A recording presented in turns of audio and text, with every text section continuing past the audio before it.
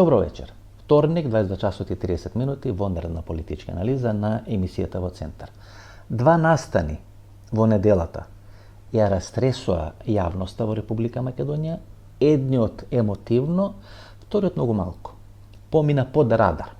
Дел беше прикажан, дел беше забележан, дел беше анализиран, меѓутоа помина под радар. Помина под радар на пошироката македонска јавност. Во делот, во наводници на информираната македонска јавност, предизвика силни реакции, силно внимание, бидејќи има многу поголема тежина, многу поголема политичка, безбедносна, футуристичка, што ке речи идна политичка тежина во споредба со овој прв настан кој предизвика драматична емотивна реакција на македонскиот јавност. Првиот настан се однесува на Кочани, документарецот на ИРЛ, кој се однесува на Кочани 6 месеци после трагичниот настан во Кочани, 62-63 жртви. Вториот политички настан кој поминува под радарот се парламентарните избори во Молдова, каде што партијата на Маја Санду победува со 50%, нешто повеќе од 50% од освоените гласови, повеќе од половина од пратениците во молдавскиот парламент. И тоа е клучен настан, бидејќи тоа го разговараме, тоа го анализираме барем 6 или 7 месеци. Украина, Молдова, две клучни држави кои излегуваат од прегратките и пазувите на поранешниот Советски Сојуз, се ослободуваат од руските прегратки. Тие две држави, првенствено Украина, а после тоа и Молдова, ќе бидат локомотивата која ќе треба да го изнесе и овој вагон или вагонетки на Западен Балкан во правецот на Европската Унија.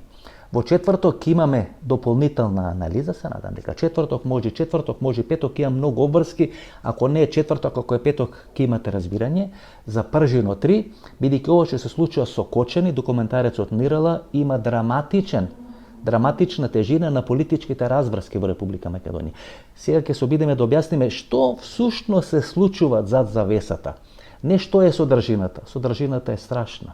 Содржината е тешка за гледање. Содржината е тешка да биде проголтана, да биде консумирана. Меѓутоа, ние бидејќи сме емисија која 30 години всушност анализира што се случува зад брдото, зад ридот, зад планината, зад завесата, вечерва ќе се обидеме да анализираме што се случува зад завесата. Меѓутоа, на почеток за изборите во Молдова и какви драматични консеквенции ќе има не само за прашањето на Источна Европа, туку и за Република Македонија, дали ќе биде дел или ќе биде надвор од тој процес. Маја Санду, која беше допред неколку години премиер на Република Молдова, сега е председател, минатата година беа председателските избори, едни доста тензични председателски избори, кога едва и се победи со 1-2% разлика, кога Ќоро и сакото беше ставено на едната или на другата страна, на едната страна Европска Унија, па дел на Соединетите Американски држави, Соросови структури на другата страна, значи на проруската страна, Москва, сателитите на Москва и така натаму и така натаму. Молдова, која всушност и не е држава, знаете, бидејќи нема контрола на целата своја територија, некаде 10 до 15% е територијата на Приднестровје, која е одцепено 1990 година од територијата на цела Република Молдова, и всушност таква држава која произлегува од чинелот на поранешниот Советски Сојуз, некаде 2011-2012 година категоричко се спротивставува на руското влијание во Молдова и преку Молдова, бидејќи тоа е најзападниот клин на поранешниот Советски Сојуз, кој навлегува длабоко на територијата кон Романија, кон Маđарска, односно Унгарија, во правец на Европската Унија, така натаму и така натаму. Молдова секоја се сметаше за жариште после Украина, каде што руското влијание може да дојде до израз. И сега во Молдова се мобилизира целата јавност, целата антируска во наводници јавност, прозападна јавност, начело со Маја Санду. Маја Санду се појавува во наводници на политичката сцена некаде во исти период со Христијан Мицковски. 2016-2017 година беше формирана политичката партија на Маја Санду. 2017 година Христијан Мицковски доаѓа на чело на ВМРО-ДПМН, неколку месеци претходно е генерален секретар на ВМРО-ДПМН. Заедно одат на првиот во наводници самит на ИПП, Европската народна партија, каде што членуваат сите овие десно центар или десни партии од Европската унија, Христијан Мицковски и Маја Санду. Маја Санду е голема звезда, која Христијан Мицковски прв пат во име на ВМРО-ДПМН се појавува на самитот на европските десни партии. Тогаш Маја Санду категорички зачекорува и влегува во конфликт со руското влијание во Молдова. Гледате, Молдова е многу во наводници попроблематична држава од Република Македонија. Всушност и не постои молдовска нација. Тој е романски јазик кој се пишува на кирилица. И една таква нација, која вие ќе одите во Молдова, тамо повеќе од половина од населението говори на руски јазик. Кога една таква држава, која е во многу полоша ситуација од Република Македонија, во 10 години ќе го изоди патот, јасно, категорично ќе се декларира дека сака да биде членка на Европската унија, тогаш треба капа да им симните. И сега нели го поставуваме прашањето, како може една таква Молдова, која е несиметрична држава, која е држава поставена на стаклени нозе, која е држава која поминува низ еден силен процес на ферментирање, блиски се со Романија, говорат некаков во наводници говорат некаков романски јазик и пишуваат на кирилица.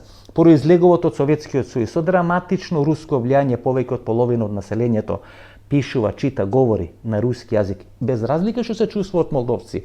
Тие говорат на руски јазик бидејќи тоа е всаден систем во системот на молдовско образование, каде што еден дел, да не речам голем, да не речам најголем дел од молдовската емиграција или овие кои се печалбари работат на територијата или на Украина или на Руската Федерација, на кои наводно им било оневозможено да гласат, плюс Приднестровје каде што беа најголемите магазини на руско оружје или руско вооружување, кој подоцна се продаваше ширум источна Европа, во арапските држави и така натаму и така натаму.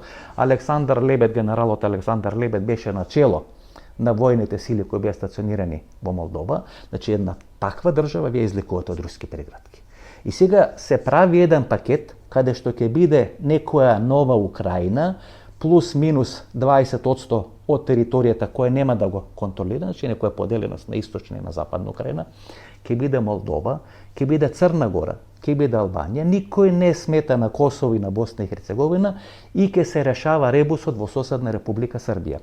Србија ќе биде дел или нема да биде дел на тој пакет. Не е можно проширување на Западен Балкан кон Европска унија, а тамо да не биде вклучена Република Србија и ќе биде решавано македонското прашање. Ние сега ќе имаме 1 до 2 години за да можеме да одлучиме сакаме да бидеме дел на тој пакет или не сакаме да бидеме дел на тој пакет. И тоа може да има драматични консеквенции врз безбедносните и политички разврски во Република Македонија. И таков настан поминува под радарот на македонската јавност. И тоа е проблем. Кога вие денес ќе прашате македонската јавност, што се случува во Бугарија? Биле на концерт на Робин Вилијам. Толку. Никој ништо не знае. Хозе Харерас, Пласидо Доминго има феноменален концерт пред 1 месец во центарот на Софија, пред црквата Александар Невски и ништо не е информирана македонската јавност. Ние сметаме дека бугарите се останати тамо некаде во периодот на две червени, во меѓувреме тие стана членки на НАТО, членки на Европската унија, исто како и Романија, иако до пред 20 или 30 години сме биле Америка за нив, денес, за жал, тоа не е така. И се доека македонската јавност ја држиме во темница, не е информирана, не излегуваме ова да ја го објасниме, бидејќи се плашиме дека еден дел на македонската јавност може да се конфронтира со нас, тогаш ние правиме во наводници злостор пред македонската или врз македонската јавност, бидејќи неинформирана јавност е јавност која е необразована и која не знае правилно да носи одлуки за својата иднина. 2012 година, уште неколку збора за Молдова или за Молдавија. 2012 година снимаме во Кишињев, главниот град на Молдова. Имаме неколку интервјуа, дел од тие интервјуа може да ги погледнете во оние стари емисии во Центар. Снимаме со првиот човек на Хелсиншкиот комитет на Молдова. Што ќе рече Соросоид пар екселанс. Доаѓаме таму во негова канцеларија, разговараме за деца кои се киднапирани, за деца кои се продадени надвор од Молдова. Разговараме со бројот на малолетни самоубиства, највисок процент или втора држава беше. Варира дали некоја се прва, дали некоја се втора држава, според процентот на малолетна самоубиство, на малолетни убиства на деца. Сами се убиваат, бидејќи родителите се надвор, работат, печелат и остануваат со бабите или се незгрижени, така натаму и се случуваат драматични процеси. Доаѓаме да снимиме со него, се обидуваме да снимиме на англиски јазик, не разбира англиски јазик, снимиме на руски јазик. Гледате, една шашардисана држава. Ние доаѓаме и од Романија, влегуваме во Молдова, чекаме 6 часа на граница. Бидејќи не може да го пополнат АТА карнето. Знаете, коите да снимате во странство и носите опрема, вие мора да имате АТА карнет.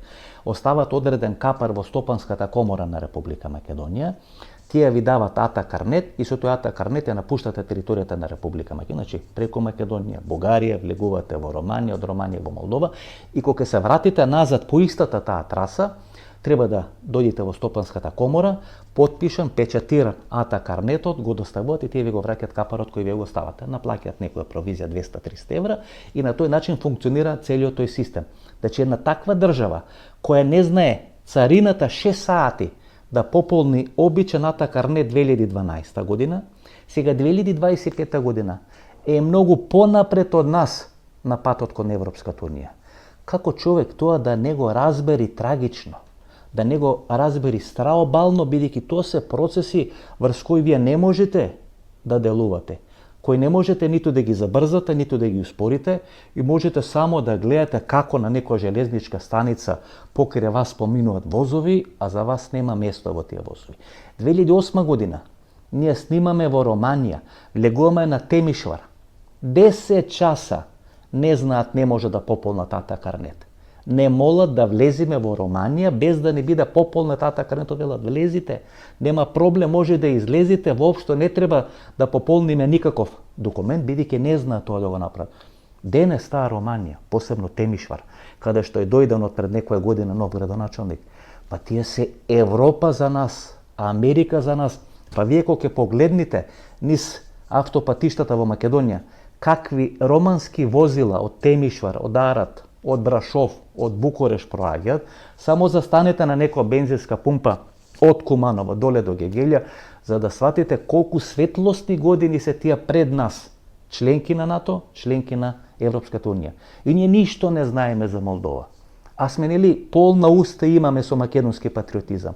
Крсте Петков Мисирков, 1917 и 1918 година тој е представник во Молдавскиот парламент.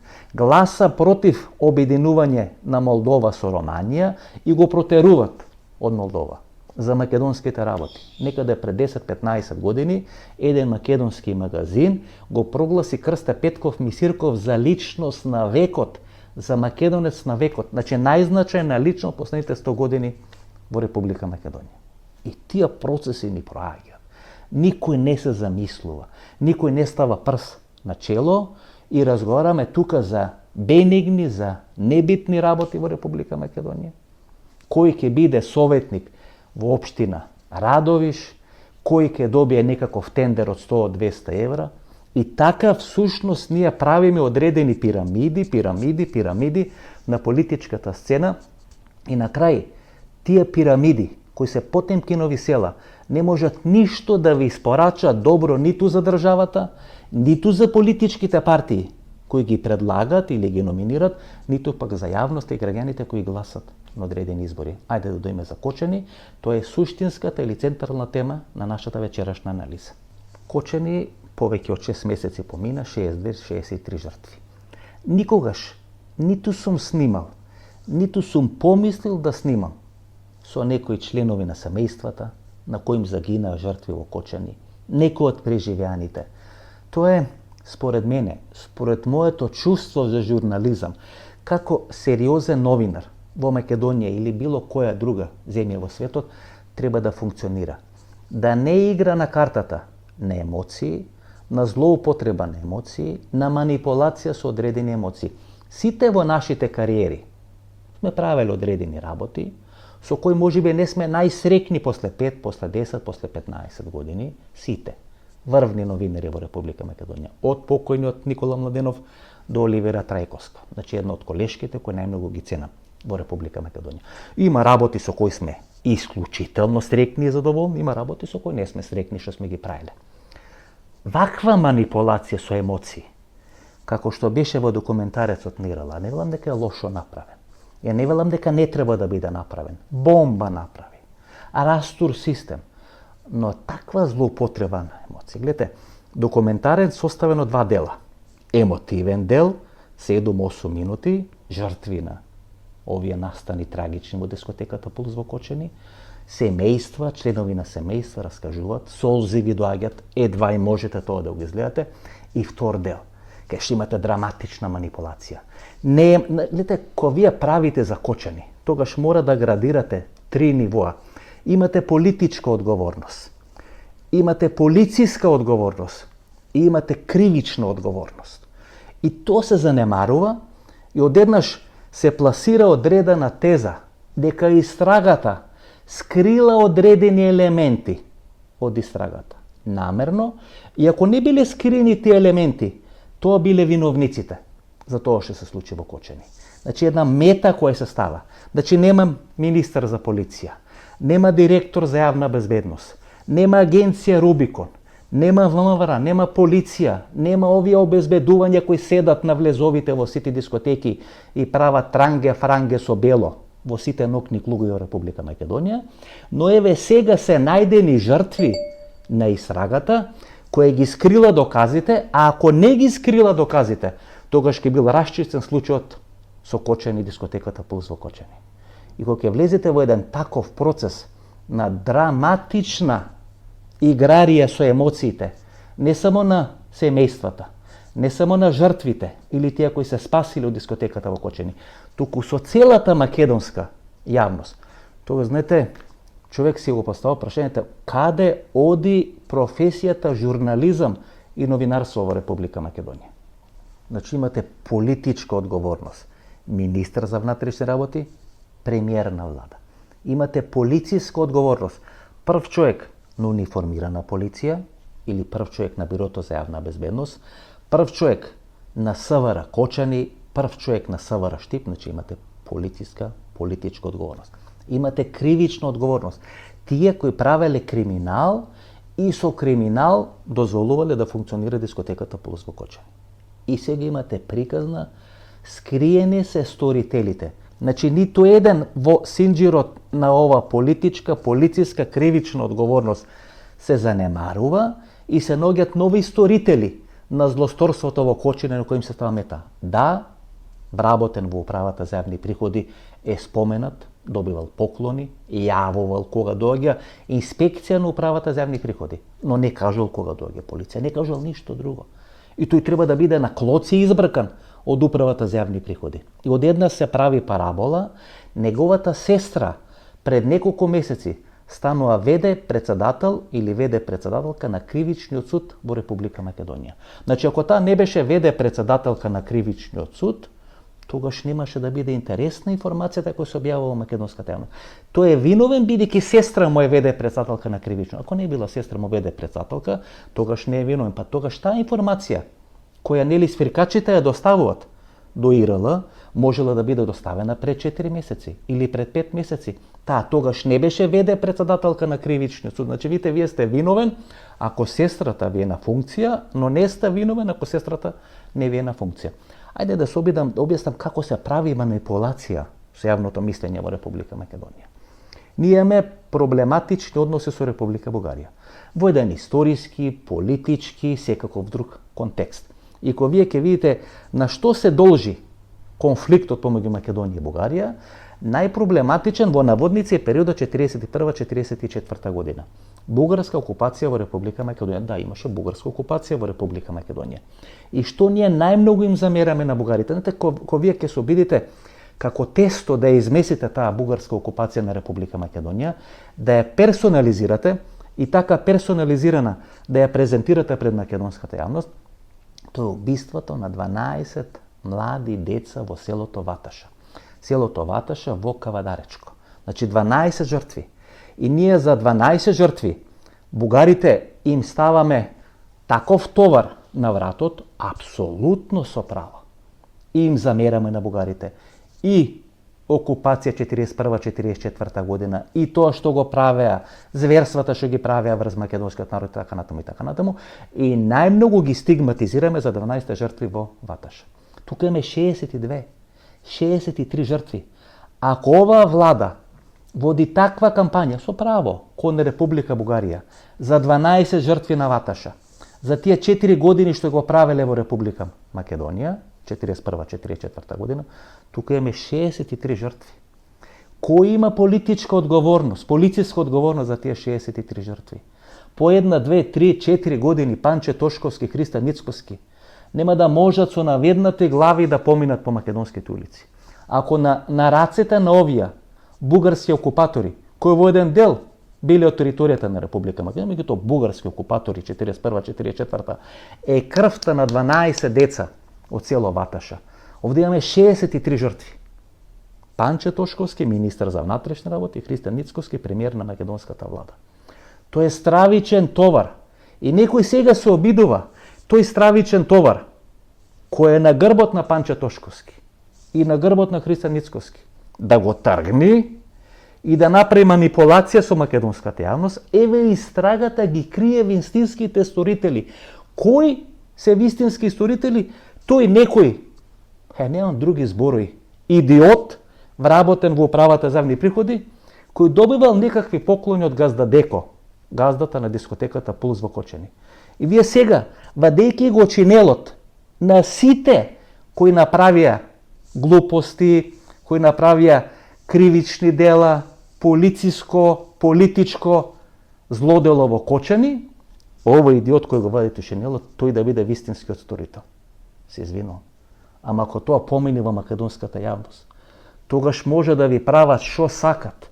Можат кого сакат да го стигматизират, да го вадат, да го спружуваат на насловни страници, што викаше Илија Димовски на медиумите во Република Македонија, вие да се ирите, да голтате све што ќе сервират, и тогаш ова држава мислам дека има иднина која е трасирана да оди во провалие.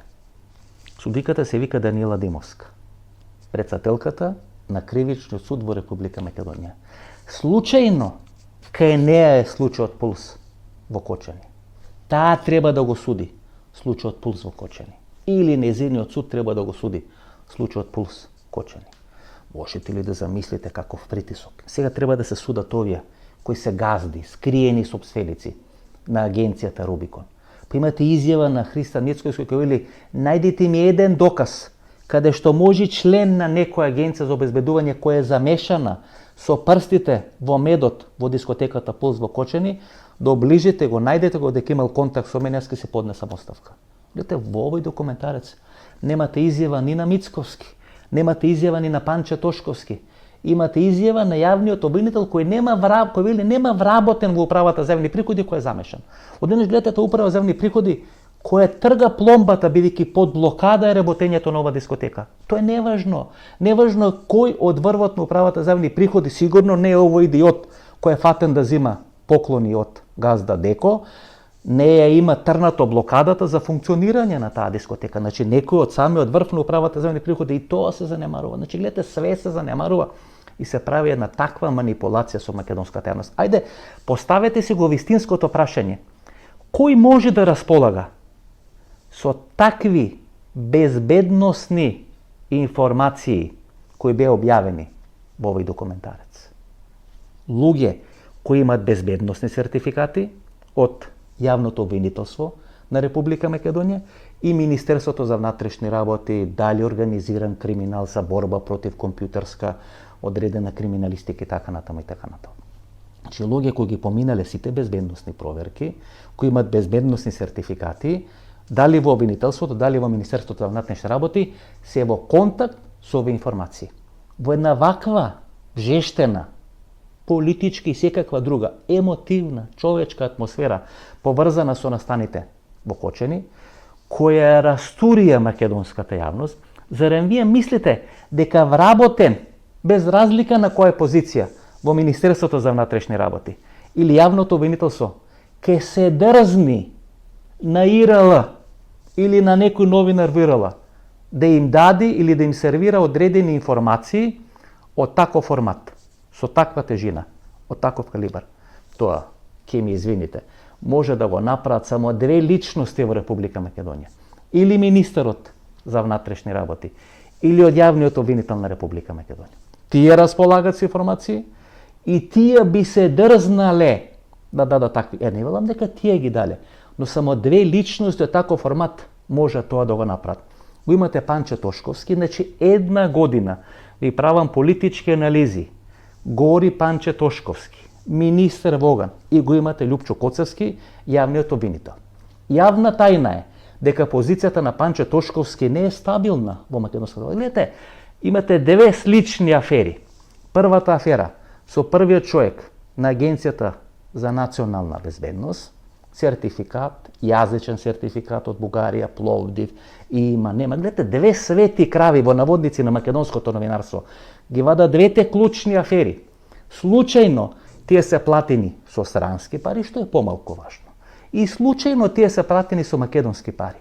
Пари кои јас, вие и сите кои гледат ова емисија ги плаќаме во македонскиот буџет. Преку македонската радиотелевизија силни, да не речам тешки милиони им се дават на тие две свети крави на македонското новинарство. И оправдано прават програма, таа програма е емитуваат пред македонската јавност, но знаете, кога вие имате одредени права, имате одредени обврски и пред македонската јавност, но што е најважно, пред вистината и што уште е поважно, да не манипулирате со вистината и со чувствата на македонските граѓани. Ете се вади аферата со првиот човек на Агенцијата за национална безбедност. Според мене, тој требаше веќе другиот ден да се поднесе оставка. Да биде сменет, да дојде нов човек на чело на Агенцијата за национална безбедност и таа да може да функционира во полниот капацитет на функцијата што е бавува незиниот прв човек.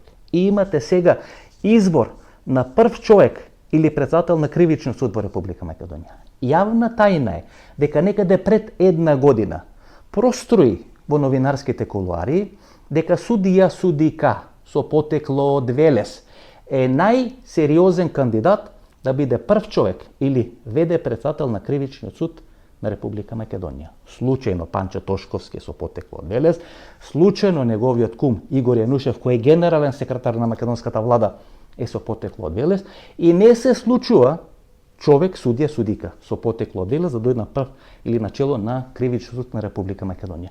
Гледате, две афери, не велам дека тоа го прави Панче Тошковски, само гласно размислувам. Две афери, безбедносна афера за првиот човек на Агенцијата за национална безбедност. Зара мислите дека Оливер Спасовски, кој гледа како да се спаси својата кожа, Виктор Димовски, не знам, Јовче Ременски, дека тие би се дрзнале при промена на власта, кога ВМРО како олуја, како цунами ја освојува власта на парламентарни и председателски избори, да влезат во конфронтација со првиот човек на Агенција за национална безбедност. Имате сега афера братот на сегашната веде председателка на Кривичниот суд. Значи две афери кај што на тапет се две клучни позиции во безбедносната сфера и во судската сфера. Кој има тамо одредени афинитети? Па еден од двајцата кои ги споменав. Или јавното обвинителство, или Министерството за внатрешни работи. Ајде да се обидам да ви објаснам, нели да ви дешифрирам како функционираат политички партии во Република Македонија. Значи ги имате Јовче Ременски, кој бил еден од главните оперативци, сопруг на Фросина Ременска, жена која многу е почитувам, која имала интервју во рамки на емисијата во Центар. Таа е сега конзул во Венеција, некаде северна Италија. Сега политичка партија која сака да и се свети на Фросина Ременска или на Јовче Ременски, да го обвини дека ровари нешто во Агенција за национална безбедност, дека сервира одредени афери до македонските новини, не знам дали е точно или не е точно, меѓутоа само анализирам што може да се случи. Значи, било која политичка партија во налет на бес, на нервоза, ќе го врати Јовче Ременски назад во Република Македонија. Но Јовче Ременски во Венеција е многу помалку опасен за било која власт во споредба со тоа Јовче Ременски да биде вратен во Република Македонија. Ако биде вратен во Република Македонија, ќе пие кафе, ќе сервира информации, ќе може да лобира, ќе може да жонглира, да прави најразлични медиумски, политички и секакви други безбедносни пируети. Дали му се љути Орце Камчов, дали му се љути сегашното раководство на ВМРО ДПМН, дали му се љути првиот човек на Агенција за национална безбедност, е тотално небитно. Ако биде вратен назад, е многу поопасен од тоа да биде во Венеција, да биде Фросина Ременски, конзул на Република Македонија во Венеција. Така функционира секоја политичка партија, знаете, кој правите одредени анализи. Јавна тајна е дека еден од поранешните директори на Агенцијата за национална безбедност имал таен стан во зградата на малата Вања Ѓурчевска. Значи, таен стан во зградата на Лјупчо Палевски. И јавна тајна е дека Лјупчо Палевски пеел, не пеел, солфеж правел на дневна основа во комуникација со овие структури. Па само кога ќе погледнете, еден ден може да го објава моето досие, ќе бидете шокирани. Ги паркират како болиди, ги терат да водат или да имат проруска реторика и врз база на таа проруска реторика да се доближат до новинари, до политички партии, па дури и да го центрират, да го паркират кај поранешниот лидер на македонската опозиција и отко така ќе го паркират да можат после да ги месат како тесто. Така функционираат тајните служби во Република Македонија. И ваква афера, мислите дека може да отвори Оливер Спасовски, Виктор Димовски, Овчаренски? Апсолутно не. Ваква афера отвора некој кој е високо во хиерархијата на безбедносните структури, кој чисти безбедносен ривалитет, политичко влијание, сака да има чист простор. Видите, јавна тајна, не е јавна тајна дека јавниот обвинител му се бројат деновите за останување на таа функција, изгласана му интерпелација, таа интерпелација процесот го води левица и ВМРО ДПМН и структури на ВМРО ДПМН се приклонуваат кон тој процес, значи изгласана му интерпелација и сега е само прашање на техника кога ќе биде сменето таа позиција. Знаете, со така изгласана интерпелација вие нема што да останувате на чело на таа функција. И имате министар за внатрешни работи, исто е јавна тајна и него му се изборени деновите. Гледате, тука има две можности. Или министерот за внатрешни работи ќе го заврши својот мандат во ноември, или министерот за внатрешни работи ќе биде посилен од македонската влада и ќе може да прави што сака во однос на македонската влада. Тоа се тие две работи. Во зависност од политичките разврски, вие може да жонглирате во кој правец ќе одат работите во Република Македонија. Меѓутоа и едниот и вториот имат многу неизвестна обвинителска, министерска, односно политичка кариера. Во оној момент кога министерот за внатрешни работи со своји изјави ќе се спротистави на премиерот, каде што е министер во неговата влада, тогаш на политичката сцена нема место за двајцата. Ако излегува Христијан Мицкоски и вели тоа што се случува со Вардариште е форма на хибриден напад на Република Македонија, и излегува после него министерот за внатрешни работи и вели не е хибриден напад, нема елементи на хибриден напад, тогаш лажи или премиерот или министерот за внатрешни работи.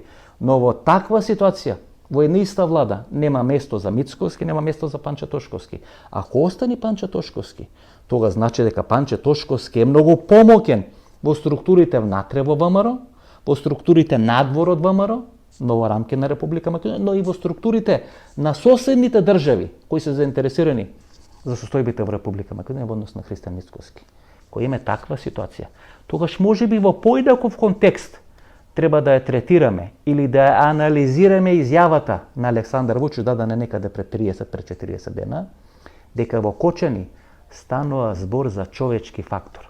И ако во Кочани станува збор за човечки фактор, кој ќе има полициска, кој ќе има политичка и кој ќе има кривична одговорност. Сума сумарум, секој истражувачко новинарство во Република Македонија треба да биде поддржано. Треба да биде наградено, треба да му се дадат сите ресурси кои стојат на располагање на оваа држава.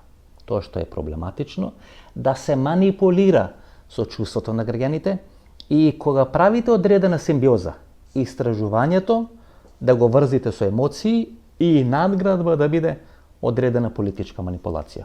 Тоа е под број 1. Под број 2. Случајот Кочани е рак рана. Сега тоа нема да се манифестира на избори. За 3, за 4, за 5 години. Гледате, ке Бранко Цренковски после 10 години му се јавија жртвите на транзиција. Кај Христијан Мицкоски, кај Панче Тошковски, тоа може да биде и многу порано. Може да биде подоцна. Но никогаш нема да биде заборавено. И знаете, кога ќе се обидите, тоа да го ставите под маса, да продолжите, да речете македонската јавност ќе ми даде мене доверба. Да, бидејќи бранот е таков. Во оној момент кога ќе се олади јавност, кога ќе се оладат емоциите и чувствата, кога ќе почнете рационално да размислувате, тогаш ќе почнете да носите рационални одлуки. Не под влијание на емоциите, не под влијание на очекувањата, не под влијание на тендерите во Република Македонија. Овој случај, поред мене, е камен кој ќе предизвика многу бранови. И ова анализа е некаков камен кој ќе предизвика многу реакции во македонската јавност. Како по обичај, тие реакции нема да бидат јавни, ќе бидат подземни, ќе бидат брутални на некаков начин, ќе почна со одредени руморења, шпекулирање, така натаму и така натаму, но после 30 години човек е навикнат на се, без разлика дали се согласува или не се согласува со колегите. 30 години се обидувам да не напаѓам колеги, па дури на интервјуа, тоа сте сведоци, кога ќе гостува колега во емисијата во Центар, јас сум најблаг во моите ставови, во моите прашања. И сега се обидувам да бидам коректен кон сите колеги. Но во еден момент, кога ќе се влезе во еден процес на манипулација, каде што е очигледно дека некој сака да го спаси или Панче Тошковски, или Лјупчо Коцевски, и врз база на така, во наводници зададената задача, влегува во процес на искористување и злоупотреба на емоциите на македонската јавност, тогаш човек и не може да не реагира. Бидејќи зошто ми ја давате довербата 30 години, ако таа доверба ја користам само за гледање на емисиите, повеќе од 100.000 прегледи. Ако човек таа доверба не искористи да се соочи и со негативни реакции, со негативни коментари, но да ја презентира во наводници својата вистина пред македонската јавност, тогаш и не ја заслужува таа доверба. Се надевам дека се ќе биде во ред и во четврток ќе имаме нова вонредна политичка анализа, пржено 3. Тоа ви го должам, овие се многу клучни, многу битни настани за да не бидат искоментирани во рамки на некоја вонредна политичка анализа, меѓутоа обврската е, или тоа што го имам ветено за пржено 3, ќе се обидам четврток или петок, благовремено ќе бидете информација до четврток или ќе бидете информирани до четврток или до петок. Пријатна вечер Македонија, каде и да си.